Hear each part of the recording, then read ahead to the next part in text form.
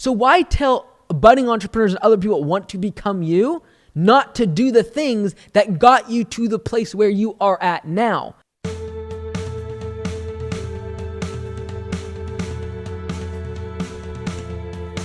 Hey everyone, it's Mike Andes, and you're listening to the Business Bootcamp Podcast. A big thank you to today's sponsor, which is Gusto. If you haven't already, go to gusto.com/bootcamp. If you do any sort of payroll and you want to get away from writing out checks on every Friday, definitely want to check out Gusto because you can have an online mobile app for your employees to clock in and out of and then write checks to them virtually, ACH, directly into their bank account.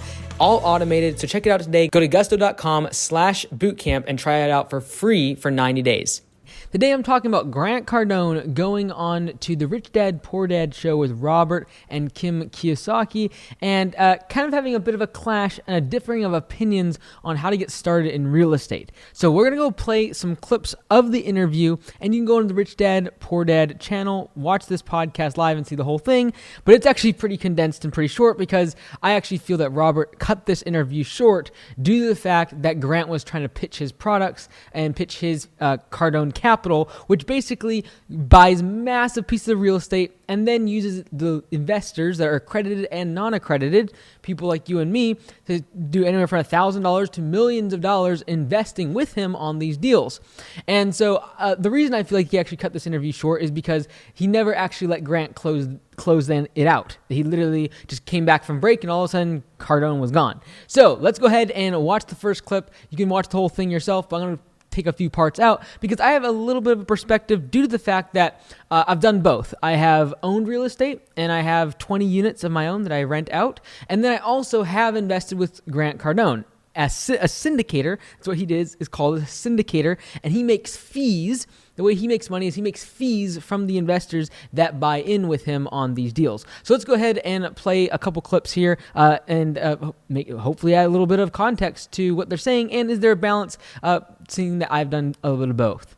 And give me money. It's like you guys could call me and say, hey, I want to put $1 million in your deal, or we just opened this up $1,000. And we're literally changing the way people can invest in multifamily. Because Kim, I agree with you that to think that somebody's going to go raise $2 or $3 or $4 million on their first deal, probably not real, and they probably shouldn't do it. So let me say this much is the easy part is raising the money. The hard part is managing the property. And I think that's what people forget because when Kim and I first started out, the managing a property. So I have to agree with Robert on this one, and that is that property management is the hard part about owning real estate. Finding a good property manager is great, but when you do, you're going to be paying a significant amount of your profits out the door at the beginning, and you're going to depend on value added to that property and appreciation to eventually actually make cash flow. And so property management is the difficult part. And when he's talking about raising money, you have to remember both of these individuals are extremely creditworthy and they can go to any bank and get money. For the average person, raising money, going and getting started on their own deal is going to be more difficult if you don't have any real estate experience, if you don't have property management experience, if you don't have a bunch of credit and financing deals in the past. It's going to be difficult to find the financing. But that's not to take away from the fact that property management is the hard part. It's like anyone can start a business, but actually running the business profitably, that's the hard part. And it's the same thing with real estate. Getting the deal, yes, finding one is hard, but getting the financing, as long as you have decent credit and you have 25% down, you can basically get anything, and that's the easy part. Managing that deal, getting tenants in and out, raising the rent, adding value add, making sure that everything is really good for the tenants so that they want to stay for a long period of time, that's the challenging part.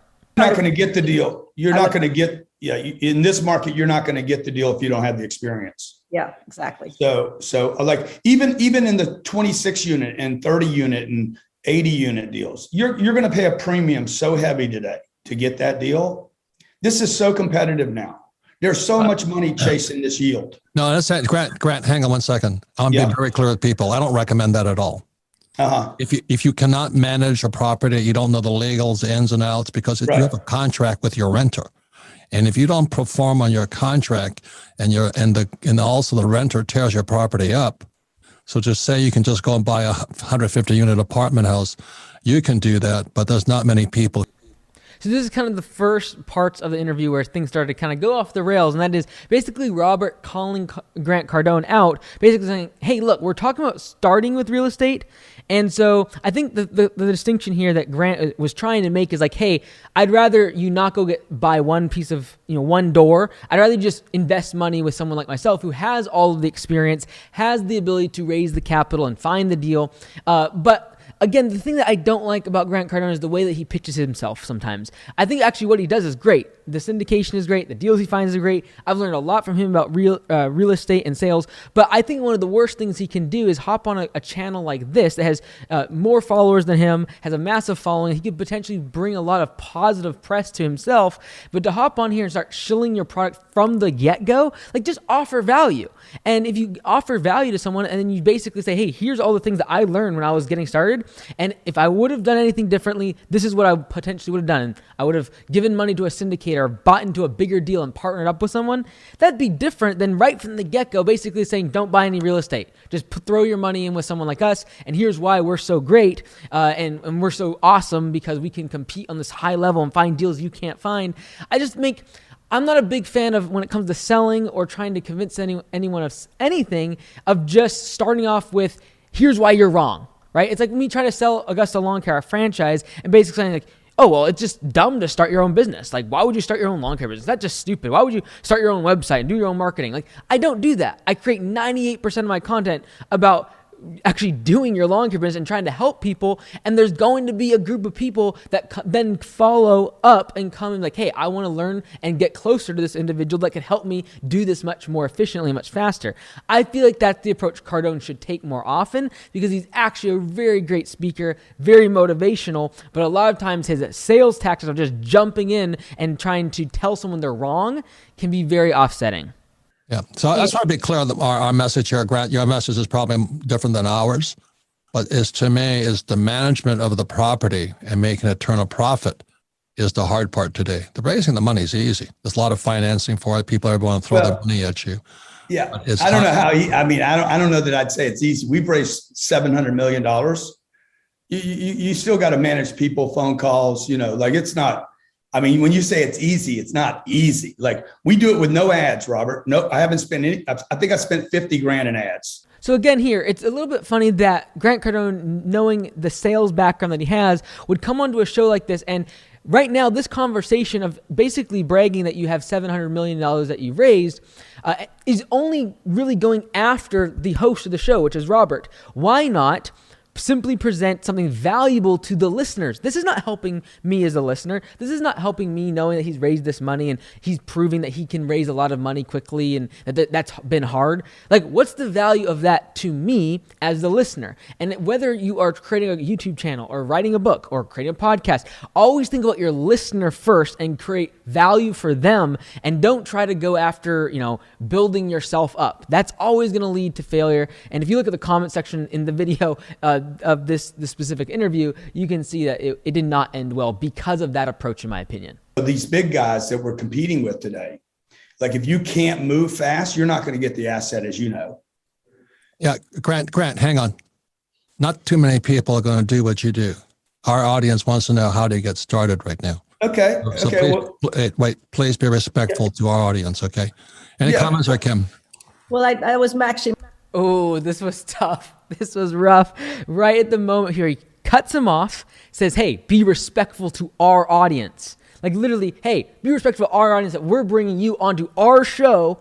Be respectful to them because they're not going, they're not going and getting 500 unit apartment complexes. They don't go out and compete against BlackRock and JP Morgan and all these insurance companies. So like, be respectful to their audience. And it's an important thing to know. It's like, speak to the people that who are listening to you, not inflating your own ego or potentially just trying to backhand tell them that they're doing something wrong and making them feel stupid because they can't do what you do. And this is a point where I feel like Robert really threw Grant under the bus because he didn't even give him the ability to respond. He threw it back to Kim, his wife, who is the co-host, and asked for her opinion and then went to break. So that was very interesting. I'm not being disrespectful to anybody. I'm telling your audience they're better off partnering with somebody on a big deal than going one unit by yourself, because the problem with one unit is when they move out, as you know, you're 100% vacant. And all of a sudden real estate starts to hit some new reality. So you would start with 500 units at a shot first deal? I started with 1 unit. No, but are you recommending they partner with somebody on a 500 unit deal? I would at 1,000%. Okay, so this is where I get a little bit, because I hate when people say, basically, this is how I got started, and I've become very successful from that. But I would recommend you don't do that. That's what gets me a little bit, because it's like when someone works 100 hours a week, bleeding out of their eyeballs, building their business, and then they become 67 years old. They start living in the vacation lifestyle, all the rest of it, and then they're talking to a bunch of entrepreneurs, people that want to basically become what they've done, and they'll tell them, oh, well, don't work too hard. Make sure you take lots of time off. Don't work at night. Get your sleep and all the rest of it. And it's like, wait, what got you to where you are at today is because the sacrifices you made and because you did all of these things. So why tell budding entrepreneurs and other people that want to become you not to do the things that got you to the place where you are at now? And so to tell someone, oh no, don't go buy a deal and figure out things on your own and figure out how to do that property management, how to find the deal and how to do financing. Don't do that. Just give your money to me and I'll finance the deal and I'll figure out in the back end and give you a cut of it. That's really hypocritical, because what got you to where you are at today, to know how to do those financing of deals and to know how to actually manage these properties, is because you started with one property. So, wow, I wouldn't do that. Yeah, that's a different strategy, because we want to get the knowledge and the experience and the education that goes with the hands-on management. That's our philosophy. I would tell people the best thing for them. I don't think you have to go 500 units the first time, but 200 is a great number. Oh, 200 units. For most people, that you're looking at a minimum of, in most markets, of $20 million. So that means you're going to need at least $5 million cash, hard money down on the property. You're also going to have a significant amount of experience in order to get that $15 million of debt from the bank to get the rest of the loan covered. So that's a stretch. I started with one property that I bought for $90,000. I paid cash. It was a rundown built in 1911, and basically I stripped the thing down to studs, and then I made it into a duplex. That property today is now worth probably $420,000+, and I owe about $140,000 after I remodeled it. So the fact of the matter is, this is what's really cool, and I'm going to get to this in just a second. At the same moment that I bought my first deal, I also invested $10,000 with Grant Cardone and Cardone Capital. So let me get to the rest of this interview, and I'll show you and talk about what happened with my investments in both of those areas. Then start learning about it, because you're not too many people out there are learning and never actually make an investment. Okay, so hey, we got to go for a break. Look, I just want to be everybody clear on this. Grant recommends buying a large unit to start with. We do not. You get crucified. So the word is liquidity. I wouldn't recommend starting with a 200 unit apartment house, because you make a mistake. I don't care how smart you are, you'll still make a mistake. Yeah. So, thank you. And I just want to go back a second. I would suggest that liquidity for people today is a problem. It is not a good thing for people to be liquid, because then they end up losing money. They don't invest their money. They end up buying stuff they don't need. Liquidity finds emergencies. I know it sounds like I am against Cardone on all of these topics, but I'm actually not. I'm going to explain at the end. But I want you to always think about, when you're getting investment advice, that you have to ask yourself, is there any ulterior motive? Right? And is there any potential for ulterior motives? Because not all the time, if there is an ulterior motive, someone's actually trying to bring it forward. But you always want to know that when it comes to investing advice. So if someone is saying that you should be illiquid, you have to remember that to invest with Cardone Capital, you have to basically lock up your money, and it's completely illiquid. You cannot get that money out. And they determine when they sell the property. They determine when they refinance it or get that money back to you. So it could be anywhere, they say, between 3 and 10 years. It's completely illiquid. So I'm a big believer of having the ability to liquidate and be able to get your money out of the deal. And that's why owning the property is so great, is because either I can sell it or I can refinance it whenever I want, when interest rates are the best. And that gives me a form of liquidity. Obviously, owning stocks or crypto is something even much more liquid than owning real estate in general. But having your money locked up with an institutional investment like Cardone Capital, you have no control over that money. It's completely illiquid. And if you want to refinance and get your money out of the deal because the market's really good, interest rates are low, you can't because you don't have any control over that capital. Liquidity is an old Wall Street game so that they can convert money. I want to be illiquid, Robert. Personally, I want my cash to be in something real that I cannot access. Grant, hang on. So I'm just saying, how fast can you get in and out of a bad deal? That's all I care about. Oh, well, I don't want a bad deal. So that's a little bit funny. I don't want a bad deal. I do believe that in general, real estate will do very well in the future. That's why I'm invested in so much in it. But I do believe that it's always good to think about the downsides. And the fact of the matter is, like, the body position of Grant Cardone right now is very defensive, crossed arms, leaning back, chin up. It's very much like, I'm dealing with something I don't want to deal with. I'm pushing back at whatever's coming. Like, I feel like the body expression could have been better, like more receptive, more open. Show your hands, show your palms.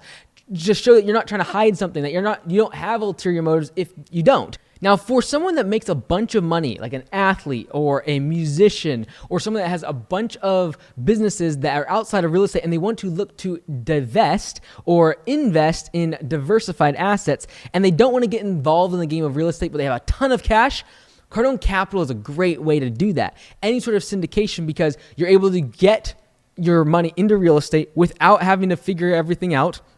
But you have the capital. You don't have to go figure it out and make real estate cash flow positive and beat the returns of 4 or 5 or 6% that you're going to get from cash flow from a syndication, which I'll get to in just a little bit. But I'm not saying Cardone Capital is bad because I've done it. But I do believe it's better served for someone who doesn't want to ever really learn about real estate. They just want a passive flow of income and to divest their cash from whatever they currently have most of it in, either their businesses or if it's in their career, if they're like an athlete, or potentially in one asset class, like if they have a whole bunch of crypto. It's like, hey, like let's try to divest into some real estate and some bonds and some other things to make myself a little more diversified. That's when it's a great option to go give $5 million to someone like Grant Cardone. But the value of learning about real estate when you're getting one property, 2 properties, if you have $20,000, $30,000, right? The money you're going to get from Cardone Capital, if you put $30,000 into a deal, is going to be about $100 per month.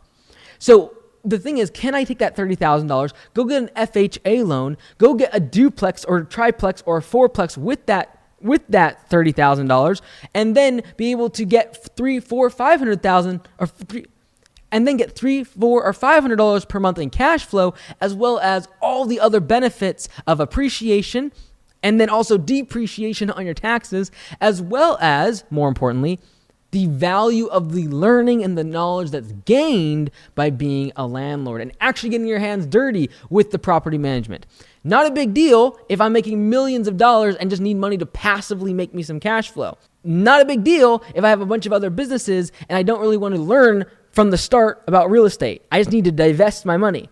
But if I'm trying to get started, if I'm trying to grow, if I'm trying to get started in real estate, go get your own deal. Go learn it yourself.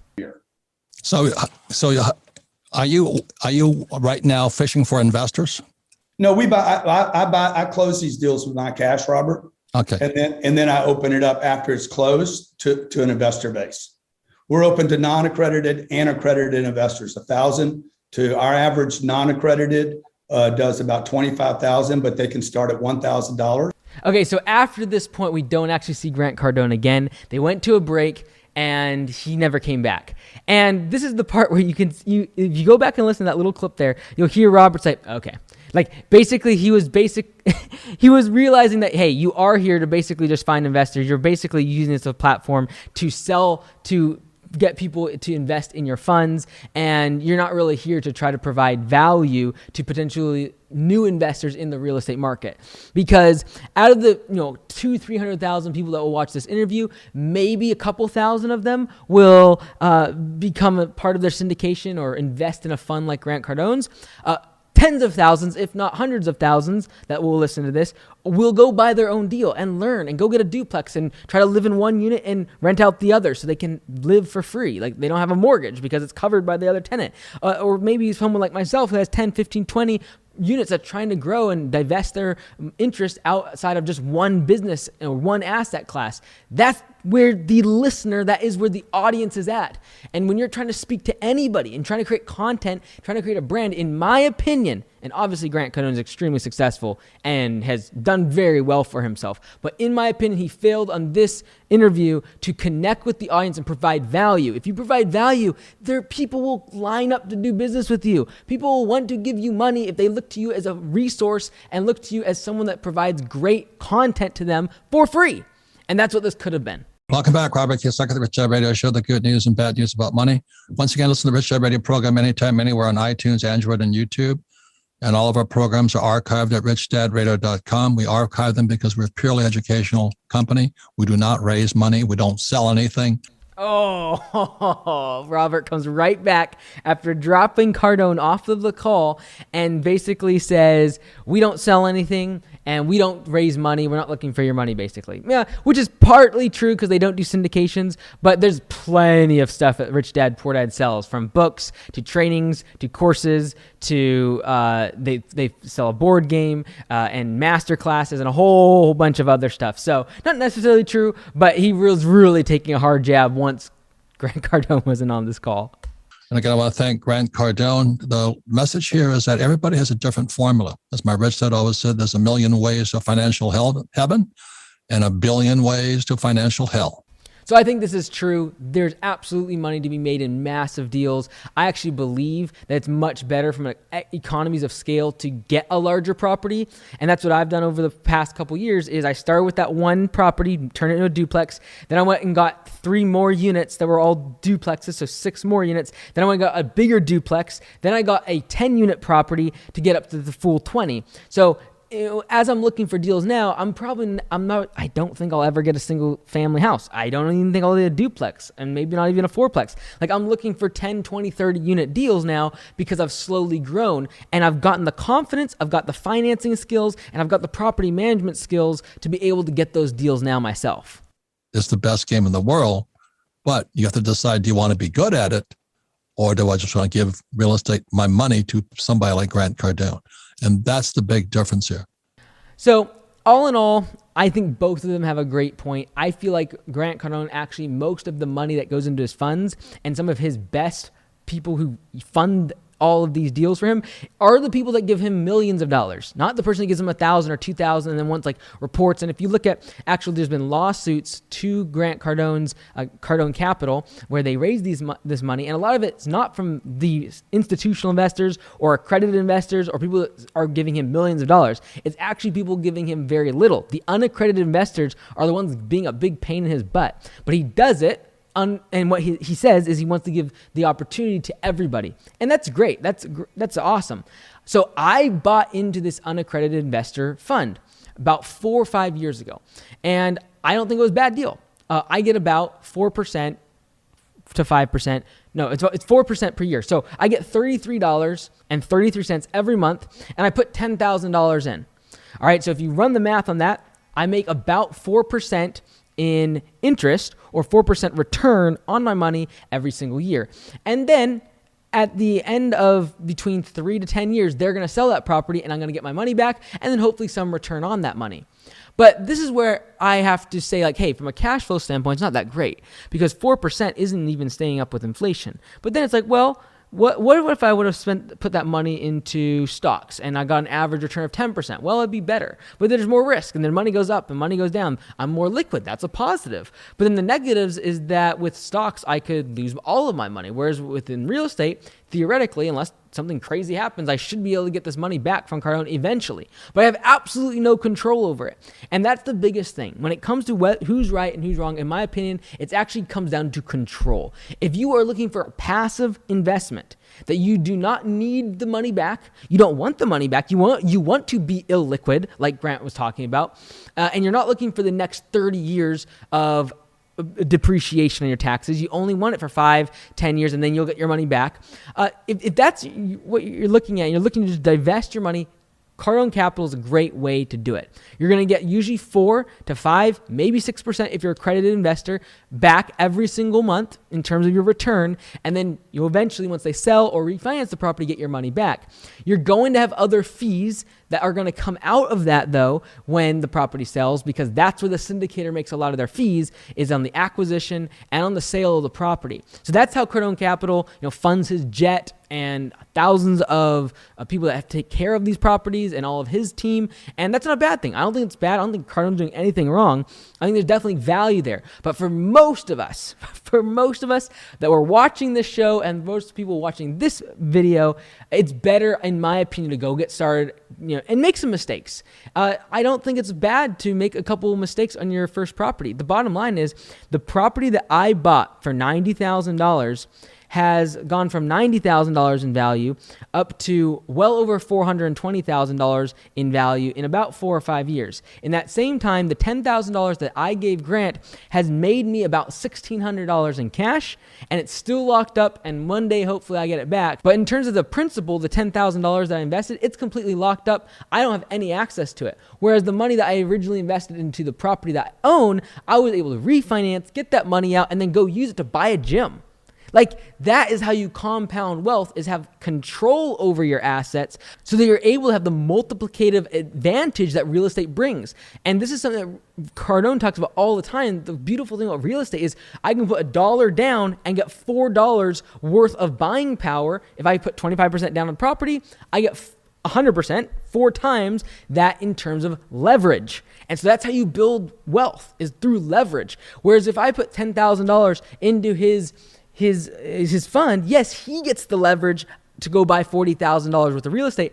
I do not get that benefit. I'm still going to get 4% on the $10,000 I gave. And when it comes to selling the property, it's not like I'm going to double, triple, quadruple my money once I've held that property for 5 or 10 years, or potentially learned so much about property management, marketing properties, handling managers and contractors, dealing with tenants. There's a lot of value to that if you're a smaller investor. So I hope that was a good balance. I've done both. And in my opinion, if you're trying to get started and you're actually willing to learn real estate and build a career in it, I think it's a great thing to get started with 1 or 2 units, do a single family, do a duplex, do a fourplex. Great way to get started. If you're looking for a very passive investment where you do not want to be actively engaged, you don't really care about learning about real estate, you don't really care about learning about property management or how to finance a deal, you just need to divest your money and get it diversified, Cardone Capital is a great way to do that. To get a little bit of cash flow coming in, get a little bit of tax benefits, you're just not going to have the compounding effects that real estate can bring to your finances. I'm Mike Andes. Hope that was helpful. We'll see you tomorrow.